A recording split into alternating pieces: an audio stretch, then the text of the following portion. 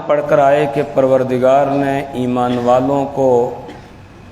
وہ اصول بیان کیے ہیں کہ جن کے ذریعہ سے وہ اللہ کی مدد کو حاصل کر سکیں، اللہ کی نصرت کو حاصل کر سکیں اور اللہ تعالیٰ کی مدد ان کے شامل حال ہو سکے۔ ان اصولوں کو اللہ تعالیٰ نے بیان فرمایا۔ سب سے پہلا اصول ہم پڑھ کر آئے کہ میدان جنگ میں ثابت قدم رہنا، ثابت قدم رہیں گے اللہ کی مدد شامل حال ہوگی۔ دوسرا اصول یہ پڑھ کر آئے کہ اللہ اور اللہ کے رسول کی اطاعت، فرما برداری، اسی میں تمہاری کامیابی چھپی ہوئی ہے۔ اور تیسرا اصول یہ پڑھا کہ اللہ اور اللہ کے رسول کے حکم کو مانا جائے، جب بھی وہ بلائے بس فوراً اس پر لبیک کہا جائے۔ اس کے بعد پروردگار اب یہاں سے مسلمانوں کو ان کا ماضی یاد دلا رہے ہیں اور حال میں جو اللہ تعالیٰ نے انعامات کیے ہیں ان انعامات کو یاد دلا کر انہیں شکر ادا کرنے کے لیے کہا جا رہا ہے۔ اور پوری دنیا کے انسانوں کو جو قیامت تک آنے والے سب سے گویا یہ کہا جا رہا ہے اللہ کے کلام میں کہ انسان کو اپنی پچھلی حالت کو بھولنا نہیں چاہیے۔ اگر کوئی تندرست ہے تو وہ بیماری کو نہ بھولے، اسی طریقے سے کوئی بیمار ہو گیا ہے تو تندرستی کے ایام کو وہ نہ بھولے، دونوں حالتوں کو اسے یاد رکھنا چاہیے۔ اس سے انسان کے اندر شکر کی کیفیت پیدا ہوتی ہے۔ اگر کوئی آدمی تنگ دست تھا اب خوشحال ہو گیا ہے تو خوشحالی میں اب اسے تکبر کے اندر مبتلا نہیں ہونا چاہیے، اپنی تنگ دستی کے ایام کو اسے یاد رکھنا چاہیے۔ یعنی جس حالت میں ہو اس سے پہلے کی جو حالت ہے اسے انسان کو بھولنا نہیں چاہیے۔ اگر ایسا کرے گا تو اس کے اندر شکر کا جذبہ پیدا ہوگا۔ اسی کو اللہ یہاں سے بیان فرما رہے ہیں، وَاذْكُرُوا إِذْ أَنْتُمْ قَلِيلٌ مُسْتَضْعَفُونَ فِي الْأَرْضِ، ایمان والو یاد کرو، اذ انتم قلیل، جب کہ تم تھوڑے تھے، مستضعفون فی الارض، تم کمزور سمجھے جاتے تھے، فی الارض زمین میں، تخافون، تم ڈرتے تھے، ان یتخطفکم الناس، کہ تم کو اچک لیں گے لوگ، فآواکم، تو اس نے تم کو ٹھکانہ دیا، وأیدکم، اور اس نے تمہاری تائید کی، بنصرہ، اپنی مدد کے ذریعے سے، ورزقکم من الطیبات، اور تم کو اس نے روزی دی پاکیزہ چیزوں سے، لعلکم تشکرون، یہ سارے انعامات اس نے کیوں کیے؟ لعلکم تشکرون، تاکہ تم اس کا شکر ادا کرو۔ مفسرین یہ بیان فرماتے ہیں اس آیت کریمہ میں خاص طور سے جو خطاب کیا گیا ہے وہ مہاجرین کو کیا گیا ہے، جو مکہ المکرمہ سے ہجرت فرما کر مدینہ طیبہ آئے تھے۔ ویسے تو قرآن پاک کی ہر آیت کا مخاطب ہر انسان ہے، تو قیامت تک آنے والے سارے انسانوں کو خطاب ہے، لیکن جو خصوصی جس وقت قرآن پاک نازل ہو رہا تھا اس وقت جو مخاطبین اولین اس کے تھے وہ لوگ تھے جو مکہ المکرمہ سے ہجرت کر کے مدینہ طیبہ میں آئے تھے، اور مدینہ میں اللہ تعالیٰ نے ان کو ٹھکانہ دیا تھا۔ تو اللہ انہیں یاد دلا رہا ہے کہ تم مکی زندگی کو بھولنا نہیں، اس وقت کو یاد رکھو جب تم تھوڑے تھے، تمہاری تعداد بہت کم تھی مکہ المکرمہ کے اندر، اور تمہیں کمزور سمجھا جاتا تھا، جو جیسے چاہتا تھا تم پر ظلم اور زیادتی کرتا تھا، اور کتنے تم میں سے شہید ہو گئے، انہوں نے شہادت کا درجہ پا لیا۔ حضرت حارث ابن ابی حالہ جو رسول پاک صلی اللہ علیہ وسلم کے گویا پروردہ تھے، حضرت خدیجۃ الکبریٰ رضی اللہ تعالی عنہا کے پچھلے شوہر کے یہ بیٹے تھے، تو یہ بھی شہید کر دیے گئے۔ رسول پاک صلی اللہ علیہ وسلم کو مشرکین نے گھیر لیا، وہ رسول پاک صلی اللہ علیہ وسلم پر تشدد کرنا چاہتے تھے، یہ بیچ میں آیا آپ کی مدد کے لیے، انہوں نے رسول پاک صلی اللہ علیہ وسلم کو چھوڑ دیا اور ان پر اتنا تشدد کیا کہ ان کو شہید کر دیا۔ حضرت سمیہ رضی اللہ تعالی عنہا، ان کے جسم کے 2 ٹکڑے کر دیے جاتے ہیں۔ حضرت بلال رضی اللہ تعالی عنہ کو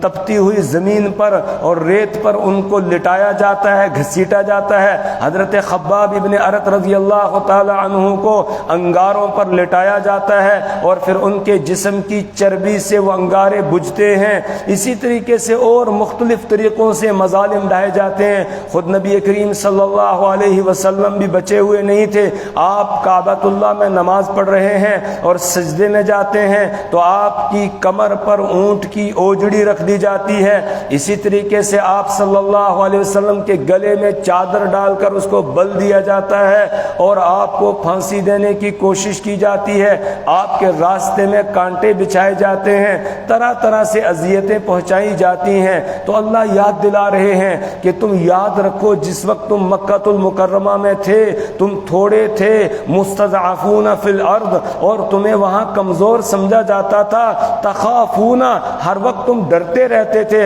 ان یتخطفکم الناس، کہ لوگ تم کو اچک لیں گے، تم کو ختم کر دیں گے، تم کو شہید کر دیں گے۔ تمہیں ہر وقت یہ ڈر لگا رہتا تھا۔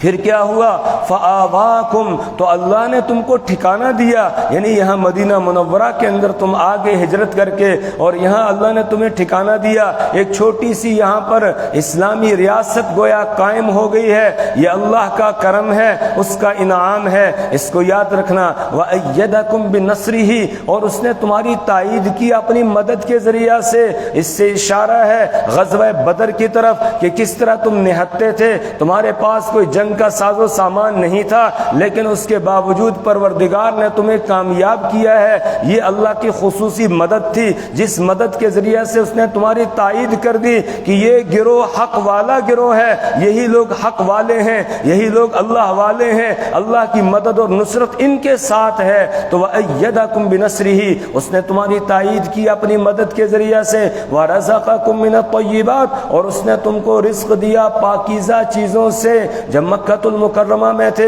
وہاں تو خالی کالے پہاڑ ہیں، وہاں پر زمین سے کچھ بھی اگتا نہیں ہے، اسی طریقے سے پانی کی بھی قلت تھی، دوسری چیزوں کی قلت ہے۔ اور خصوصاً جب رسول پاک صلی اللہ علیہ وسلم کو اور آپ کے خاندان کو شعب ابی طالب کے اندر قید کر دیا جاتا ہے تو ان ایام کے اندر کس طریقے سے وہ پریشانیوں کا سامنا کرنا پڑتا ہے، اور کس طرح مسلمان اور جو رسول پاک صلی اللہ علیہ وسلم کے ساتھ وہاں قید تھے وہ کس طریقے سے ایک ایک لقمے کے لیے ترس رہے تھے۔ اب یہاں مدینہ منورہ کے اندر آئے ہیں، یہاں باغات ہیں، یہاں پر کنویں ہیں، یہاں پانی ہے، یہاں سبزہ ہے، اور یہاں طرح طرح کی اللہ تعالیٰ نے نعمتیں رکھی ہیں، ان کو یاد دلایا جا رہا ہے۔ وَرَزَقَكُم مِّنَ الطَّيِّبَاتِ، اور اس نے تم کو رزق دیا پاکیزہ چیزوں سے۔ لَعَلَّكُمْ تَشْكُرُونَ، اور یہ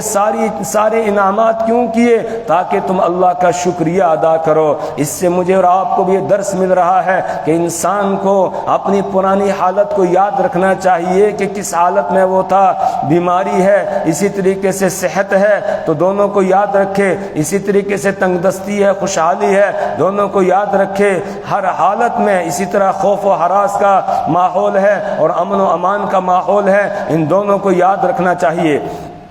اس کے بعد آگے اللہ تبارک و تعالیٰ کامیابی کے اصولوں میں سے ایک اصول یہ بیان فرما رہے ہیں، یا ایھا الذین آمنوا لا تخونوا اللہ والرسول، اے ایمان والو لا تخونوا اللہ، تم خیانت نہ کرنا اللہ سے، والرسول، اور رسول صلی اللہ علیہ وسلم سے، وتخونوا اماناتکم، اور تم خیانت نہ کرنا اپنی امانتوں سے، وانتم تعلمون، جبکہ تم جانتے ہوں۔ اس آیت کریمہ کا پس منظر اور شان نزول مفسرین نے یہ نقل کیا ہے کہ سن 5 ہجری میں غزوہ خندق پیش آتا ہے۔ مشرکین ہزاروں کی تعداد میں آگے آ کر مدینہ منورہ کا گھیرا انہوں نے کر لیا، اور رسول پاک صلی اللہ علیہ وسلم نے صحابہ کرام سے مشورہ کیا، صحابہ نے مشورہ دیا۔ حضرت سلمان فارسی رضی اللہ تعالی عنہ نے خندق کھودنے کا مشورہ دیا، ان کے مشورے کو اور ان کی رائے کے مطابق، ان کے مشورے کو لیا گیا، ان کی رائے کے مطابق فیصلہ کیا گیا اور خندق کھودی گئی، اور پھر تقریباً 1 مہینے تک مشرکین نے محاصرہ رکھا۔ آخر اللہ تعالیٰ نے ان پر تیز اور تند ہوا کو مسلط کیا، پھر وہ یہاں سے بھاگے، نکلے یہاں سے، کامیاب نہیں ہوئے، ناکام اور نامراد اللہ تعالیٰ نے ان کو واپس کیا۔ سَيُهْزَمُ الْجَمْعُ وَيُوَلُّونَ الدُّبُرَ، کہا کہ ان کو شکست دی جائے گی اور یہ پیٹھ پھیر کر بھاگیں گے، تو پیٹھ پھیر کر وہ بھاگ گئے۔ اسی دوران جب مشرکین نے محاصرہ کیا تھا مدینہ منورہ میں، یہودیوں کے جو قبائل رہتے تھے ان میں سے ایک قبیلہ تھا بنو قریظہ، تو بنو قریظہ نے غداری کی اور وہ مشرکین کا ساتھ دینے کے لیے تیار ہو گیا تھا اور مسلمانوں کے خلاف ہو گیا تھا، حالانکہ ان کے ساتھ معاہدہ تھا کہ تم ہمارے ساتھ نہیں لڑو گے، ہم تمہارے ساتھ نہیں لڑیں گے، تم ہمارے دشمن کا ساتھ نہیں دو گے، ہم تمہارے دشمن کا ساتھ نہیں دیں گے، یہ ان کے ساتھ معاہدہ تھا۔ انہوں نے معاہدے کی خلاف ورزی کی۔ جیسے ہی رسول پاک صلی اللہ علیہ وسلم غزوہ خندق سے واپس تشریف لاتے ہیں تو ابھی آپ نے ہتھیار نہیں اتارے تھے کہ جبرائیل امین آ گئے اور آ کر کہا یا رسول اللہ آپ ہتھیار اتارنے جا رہے ہیں، ابھی ہم نے تو نہیں اتارے ہیں، ابھی بنو قریظہ کا فیصلہ کرنا ہے، اس لیے بنو قریظہ کی طرف چلیے۔ حکم ہوا کہ بنو قریظہ کا فیصلہ کرنا ہے اور ان سے پوچھنا ہے کہ تم نے یہ غداری کیوں کی ہے، معاہدے کی خلاف ورزی کیوں کی ہے۔ تو رسول پاک صلی اللہ علیہ وسلم نے صحابہ کو حکم دیا، صحابہ نے جا کر ان کے قلعے کا محاصرہ کر لیا، وہ قلعے کے اندر بند ہو گئے۔ اس کے بعد رسول پاک صلی اللہ علیہ وسلم نے ان کے ساتھ مذاکرات کیے اور اس میں یہ طے پایا کہ حضرت سعد بن معاذ رضی اللہ تعالی عنہ جو ان کے بارے میں فیصلہ دیں گے وہ انہیں قبول کرنا پڑے گا، اس لیے کہ حضرت سعد بن معاذ رضی اللہ تعالی عنہ کے ان کے ساتھ تعلقات تھے اور یہ ان کو زمانہ جاہلیت کے اندر اپنا سردار بھی مانا کرتے تھے۔ تو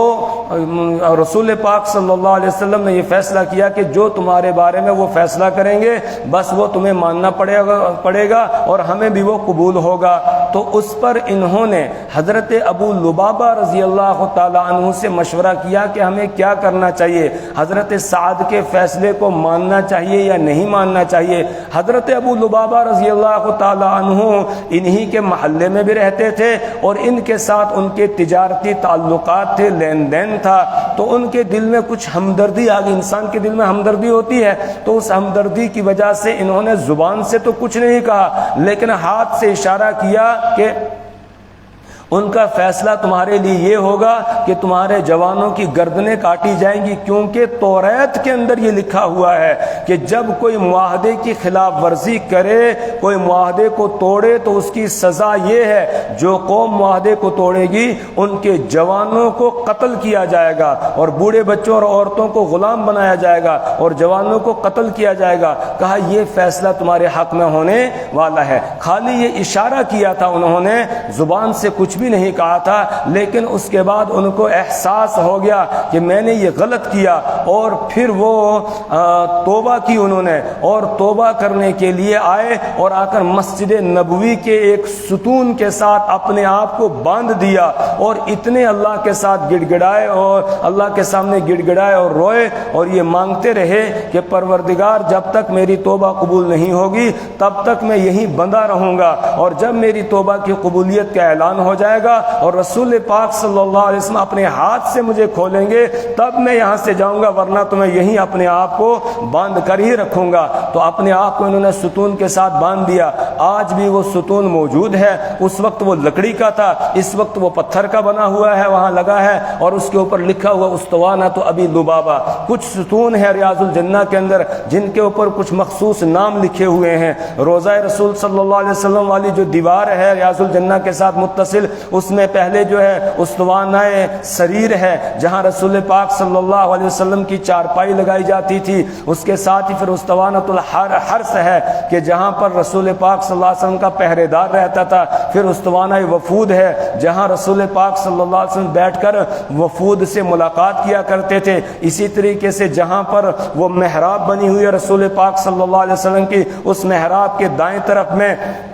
استوانہ حنانہ ہے، یعنی وہ مقام ہے جہاں پر وہ ستون تھا، وہ کھجور کا سوکھا تنا کہ جب رسول پاک صلی اللہ علیہ وسلم کا ممبر تیار ہو گیا تو وہ آپ ممبر پر تشریف فرما ہوئے تو وہ رونے لگا۔ اسی جو استوانہ حنانہ ہے اس کے سامنے کا جو ستون ہے، اس کے ساتھ والا جو ستون ہے اس طرف، یعنی محراب کی اس طرف جو ہے، محراب کے بائیں طرف پچھلی صف کے اندر جو ستونوں کی دوسری صف ہے، اس میں استوانہ عائشہ ہے جس کے بارے میں رسول پاک صلی اللہ علیہ وسلم کا یہ فرمان تھا کہ میری اس مسجد میں ایک جگہ ایسی ہے جہاں جو دعا مانگی جائے وہ دعا قبول ہوتی ہے۔ حضرت عائشہ رضی اللہ تعالیٰ عنہ کو وہ بتائی گئی تھی، حضرت عائشہ رضی اللہ تعالیٰ عنہ نے امت کے سامنے اس کو بیان کیا۔ وہاں پر ایک ستون ہے، اس کا نام استوانہ عائشہ ہے۔ اللہ کرے کہ ہم وہاں پہنچے اور ان تمام ستونوں کو ہم وہاں دیکھیں اور ان کے پاس ہم نماز پڑھیں، اللہ ہمیں نصیب کرے۔ اسی استوانہ عائشہ کے برابر میں جو ہے اسی لائن میں دوسرا ایک ستون ہے، اس کے بائیں طرف میں، اس کا نام ہے استوانہ ابی لبابہ۔ اس پہ لکھا ہوا ہے یہ وہ مقام ہے جہاں اللہ تعالیٰ نے حضرت ابو لبابہ رضی اللہ تعالیٰ عنہ کی توبہ کو قبول کیا تھا۔ 6 دن کے بعد یا 7 دن کے بعد ایک روایت کے مطابق ان کو کھولا گیا اور ان کی توبہ قبول ہوئی تو رسول پاک صلی اللہ علیہ وسلم اپنے ہاتھ سے، اپنے دست مبارک سے ان کو کھولا تھا۔ اور آج بھی وہ ستون وہاں پر یہ بتا رہا ہے یہاں حضرت ابو لبابہ کی توبہ قبول ہوئی تھی۔ لہذا اللہ جس کو نصیب کرے وہاں پہنچنا اور وہاں 2 رکعت پڑھے اور اللہ سے یہ دعا کرے، پروردگار جیسے آپ نے اپنے بندے حضرت ابو لبابہ رضی اللہ تعالیٰ عنہ کی توبہ کو قبول کیا تھا، میری توبہ کو بھی قبول کر لے، اللہ ہم کو نصیب کرے۔ تو اس موقع پر یہ آیت کریمہ بھی نازل ہوئی جس میں پروردگار نے یہ بیان کیا یا ایھا الذین آمنوا لا تخونوا اللہ، ایمان والو اللہ سے خیانت نہیں کرنا، والرسول اور رسول پاک صلی اللہ علیہ وسلم سے خیانت نہ کرو، وتخونوا اماناتکم اور اپنی امانتوں سے بھی خیانت نہ کرو، جو امانتیں تمہارے پاس ہیں ان میں بھی خیانت نہ کرو، وانتم تعلمون اور تم جانتے ہو۔ لیکن کسی بھی آیت کا جو مضمون ہے وہ اس کے شان نزول کے ساتھ خاص نہیں ہوتا ہے، وہ عام ہوتا ہے۔ لہذا مجھے اور آپ کو اور پوری دنیا کے ایمان والوں کو جو قیامت تک آنے والے ہیں اور جو آ چکے ہیں سب سے یہ خطاب ہے یا ایھا الذین آمنوا لا تخونوا اللہ، ایمان والو اللہ سے خیانت نہ کرنا۔ اللہ سے خیانت یہ ہے کہ اللہ کے حکموں کو توڑا جائے، اللہ کے حکموں کو نہ مانا جائے، اور والرسول اور رسول صلی اللہ علیہ وسلم سے بھی خیانت نہ کرنا۔ رسول صلی اللہ علیہ وسلم سے خیانت یہ ہے کہ آپ کی نافرمانی کی جائے، آپ کے حکم کو نہ مانا جائے، آپ کے طریقے کو اختیار نہ کیا جائے، یہ آپ سے خیانت ہے، اس سے منع کیا جا رہا ہے۔ وَتَخُونُوا أَمَانَاتِكُمْ اور تم آپسی امانتوں میں بھی خیانت نہ کرو، یعنی اگر تمہارے پاس کوئی چیز رکھتا ہے امانت کے طور پر تو اس میں بھی خیانت نہ کرو۔ پھر اس کا مفہوم بڑا وسیع ہے، ہمارے پاس جو کچھ ہے یہ اللہ کی امانت ہے، یہ جسم ہمارے پاس اللہ کی امانت ہے، اس جسم میں یہ آنکھ اللہ کی امانت، یہ کان اللہ کی امانت ہے، ہاتھ اللہ کی امانت، زبان اللہ کی امانت ہے، پاؤں اللہ کی امانت ہے، دل و دماغ اللہ کی امانت ہے۔ اور قیامت کے دن پروردگار ان سارے اعضاء کے بارے میں ہم سے پوچھے گا کہ یہ جو میں نے امانت والے اعضاء تمہیں دیے تھے ان امانتوں کا تم نے حق ادا کیا یا نہیں، اور ان کا حق یہ ہے کہ آدمی ان کو ویسے استعمال کرے جیسے اللہ نے استعمال کرنے کا حکم دیا ہے۔ آنکھ سے وہاں دیکھے جہاں دیکھنے کا حکم ہے، اور جہاں منع کیا ہے وہاں نہ دیکھے۔ اگر وہاں دیکھے گا جہاں منع کیا ہے تو یہ امانت میں خیانت ہو جائے گی۔ کان سے وہ سنے جس کے سننے کی اجازت ہے، کوئی گندی بات کان سے نہ سنے، اگر گندی بات کان سے سن رہا ہے تو یہ امانت میں خیانت کر رہا ہے۔ زبان سے اچھی باتیں بولیں، اگر کوئی گندی بات زبان سے بول رہا ہے یہ امانت میں خیانت کر رہا ہے۔ ان ہاتھوں سے اچھے کام کرے، اگر کوئی گندا اور برا کام کر رہا ہے یہ امانت میں خیانت کر رہا ہے۔ ان پیروں سے اچھی جگہوں میں چل کے جائے، اگر کسی گندی جگہ میں گناہ کی جگہ میں چل کے جاتا ہے یہ امانت میں خیانت کر رہا ہے۔ دل و دماغ کو اچھے کاموں میں استعمال کرے، اگر وہ گندے کاموں کے لیے استعمال کر رہا ہے یہ امانت میں خیانت کر رہا ہے۔ ان السمع والبصر والفؤاد كل اولئک کان عنہ مسئولا، پروردگار یہ کہتا ہے کہ تمہارے کان، تمہاری نگاہیں اور تمہارے دل و دماغ ہر ایک کے بارے میں قیامت کے دن پوچھا جائے گا کہ ان کو تم کیسے استعمال کر کے آئے ہو۔ اسی طریقے سے مال والے کے پاس مال یہ اللہ کی امانت ہے، اس کو کمانا بھی ہے حق کے ساتھ اور اس کو خرچ بھی کرنا ہے حق کے ساتھ، نہ حق طریقے سے نہ کمانا ہے، نہ حق راستوں میں اسے خرچ بھی نہیں کرنا ہے۔ اولاد والے کے پاس اولاد اللہ کی امانت ہے، لہٰذا اسے چاہیے کہ وہ اولاد کی صحیح تعلیم اور تربیت کا انتظام کرے۔ اگر اولاد کی صحیح تعلیم اور تربیت کا انتظام کر رہا ہے، امانت کا حق ادا کر رہا ہے، اور اگر اولاد کو صحیح تعلیم اس نے نہیں دی، اس کی تربیت نہیں کی، اولاد گناہوں کے اندر مبتلا ہو گئی تو پھر یہ امانت میں خیانت ہو جائے گی۔ اسی طریقے سے کوئی عہدے والا ہے، اس عہدے والے کے پاس یہ عہدہ، اس کے پاس امانت ہے، لہٰذا اسے چاہیے کہ وہ اس کی جو پوری ذمہ داری ہے اس ذمہ داری کو نبھائے۔ اگر ذمہ داری کو نہیں نبھا رہا ہے، یہ امانت میں خیانت کر رہا ہے۔ استاد کے پاس شاگرد امانت ہے، اگر شاگردوں کی صحیح تعلیم اور تربیت نہیں کر رہا ہے تو اس کا مطلب یہ امانت میں خیانت کر رہا ہے، اور اگر صحیح تعلیم ان کو دے رہا ہے، ان کی تربیت کر رہا ہے تو یہ امانت کا حق ادا کر رہا ہے۔ اسی طریقے سے کوئی ڈیوٹی والا ہے، ملازمت والا ہے، اگر وہ پوری ڈیوٹی انجام دے رہا ہے تو امانت کو ادا کر رہا ہے، اور اگر ڈیوٹی میں کوتاہی کر رہا ہے، پورا وقت وہاں نہیں دیتا ہے، ڈیوٹی تھی 8 گھنٹے کی، یہ 5 ہی گھنٹے اس میں لگاتا ہے، تو یہ امانت میں خیانت کر رہا ہے۔ کسی کو کوئی کام دیا گیا ہے، اس کام کو وہ ڈھنگ سے نہیں کر رہا ہے، اس میں کوتاہی کر رہا ہے، سستی کر رہا ہے، تو یہ بھی اس کے پاس امانت تھی، امانت میں خیانت ہے۔ غرض یہ کہ جو کچھ ہمارے پاس ہے یہ اللہ کی امانت ہے، اور اس کو ہم ویسے ہی استعمال کر سکتے ہیں